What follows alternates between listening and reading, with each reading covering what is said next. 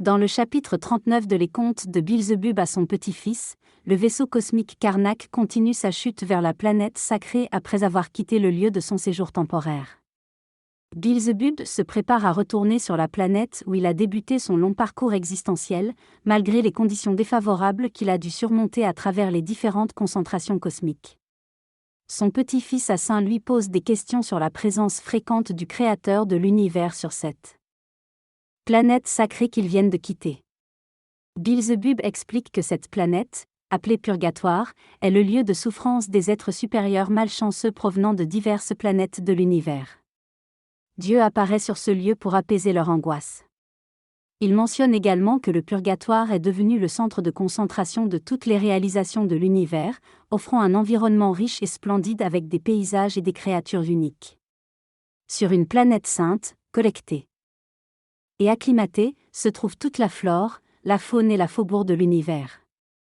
Dans des gorges appropriées et des grottes de différentes formes, naturelles ou artificielles, les individus cosmiques indépendants peuvent mener une existence paisible et sans anxiété. Les corps des êtres supérieurs peuvent choisir d'habiter ces caves pour leur existence future. Il y a également des plateformes omniprésentes appelées Égoléon Hop qui se déplacent librement et rapidement dans l'atmosphère de cette planète sainte. Selon Beelzebub, la raison pour laquelle notre infini visite fréquemment cette planète sainte est liée aux lois cosmiques fondamentales qui soutiennent notre monde actuel. Il explique que leur infini a dû créer l'univers entier à partir de la substance cosmique primordiale, et comment le flux du temps a amené à la création de ce cosmos existant. Ces révélations sont essentielles pour tout être à trois cerveaux dans l'univers, car ils doivent comprendre le sens de leur existence et les lois qui régissent cette planète sainte. Dans un extrait mystérieux, il est question d'une entité appelée notre infinie essence qui, après avoir pris une décision divine, crée le cosmos mégalo actuel pour échapper à une fin inévitable dictée par un héros impitoyable. Avant cela, le soleil absolu était maintenu selon le système autocrate, où les forces internes se maintenaient indépendamment. Deux lois cosmiques primordiales, Hepto-Pararan et Triazo, régissent ce cosmos. Hepto-Pararan décrit un flux de force se déviant constamment en 7 centres de gravité, tandis que Triazo représente la fusion du haut et du bas pour créer un point d'équilibre. Les trois forces indépendantes de Triazo sont appelées les forces sacrées affirmant, niant et conciliant. Les êtres tricérébraux de la planète reconnaissent ces forces comme Dieu le Père, le Fils et le Saint-Esprit, cherchant à bénéficier de leur influence bienveillante. La décision de rendre les lois primordiales dépendantes de forces extérieures est prise pour maintenir le Soleil absolu, créant ainsi un nouveau système cosmique. En créant le mégalocosme tel que nous le connaissons aujourd'hui, le Père commun Omni a décidé de modifier le principe de maintien de l'existence du cosmos.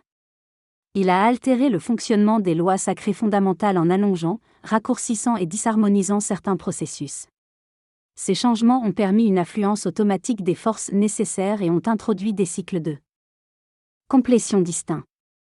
Ces transformations ont conduit à une compréhension plus claire des lois cosmiques, permettant aux êtres conscients de se situer correctement dans le plan cosmique et de réconcilier les contradictions entre les résultats concrets et les attentes logiques.